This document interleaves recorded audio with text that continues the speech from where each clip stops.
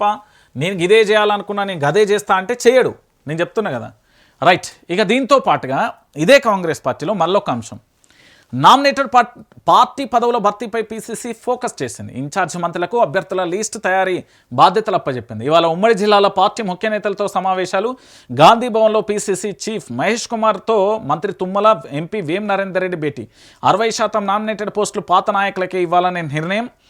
పిఏసిఎస్సి చైర్మన్లు, డైరెక్టర్లతో పాటు ఇతర పదవులని పాతోళ్లకే. పీసీసీ వర్కింగ్ ప్రెసిడెంట్పై కసరత్తు. త్వరలోనే ఢిల్లీకి 4 పేర్లు అంటూ కూడా చెప్తున్న పరిస్థితి కనబడుతుంది. సో పీసీసీ వర్కింగ్ ప్రెసిడెంట్ పైన కూడా కసరత్తు. ఇక్కడ విషయం ఏంటి అంటే, ఎవరైతే మంత్రి పదవులు రాలేదో ఏది ప్రభుత్వంలో, ఎవరైతే అసంతృప్తితో ఉన్నారో వాళ్ళకు పార్టీ బాధ్యతలు అప్పచెప్పే ప్రయత్నం జరుగుతుంది ఒకటి.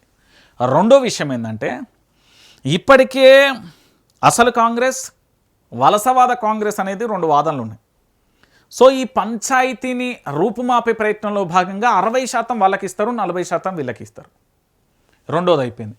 ఇక మూడో విషయం ఏంటంటే, ఇక్కడ ఈ లీస్ట్ అంతా తయారు చేసే బాధ్యత ఏంటి అంటే, ఉమ్మడి జిల్లాలకు సంబంధించిన ఉమ్మడి 10 జిల్లాలకు సంబంధించి ఆ జిల్లాలకు సంబంధించిన నేతలు ఎవరైతే ఉన్నారో ఆ నేతలతో సమాచారాన్ని తీసుకోవడంతో పాటు, వాళ్ళ దగ్గర పేర్లను తీసుకోవడంతో పాటు, వీళ్ళ వర్గానికి సంబంధించిన వ్యక్తులను టాలీ చేయడంతో పాటు, మళ్ళీ ఫైనల్గా అందులో నుంచి మళ్ళీ ఒక జిరాక్స్ కాపీని తీసి దాన్ని ఢిల్లీకి పంపించే ప్రయత్నం జరుగుతుంది. ఇది రెండో అంశం. ఇక మూడోది ఏంటంటే, పార్టీని స్థిరం చేస్తారు, పటిష్టం చేసుకుంటారు.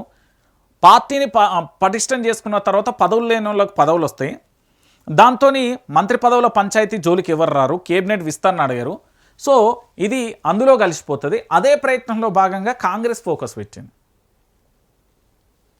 ఊకే ఈ ఏంది ఒకరి మీద ఒకరు విమర్శలు, ఒకరి మీద ఒకరు ఏడ్చుడు, విమర్శలు, ప్రతి విమర్శలు, నిరసనలు ఇవన్నీ లేకుండా పూర్తి స్థాయిలో ఫోకస్ పెట్టే ప్రయత్నం చేసింది. అంటే కాంగ్రెస్ పార్టీ తనను తాను రక్షించుకోవడంతో పాటు తనను తాను పటిష్టం చేసుకోవడానికి ఓ ప్రయత్నం జరుగుతుంది. దాంట్లో భాగంగానే పూర్తి స్థాయిలో కూడా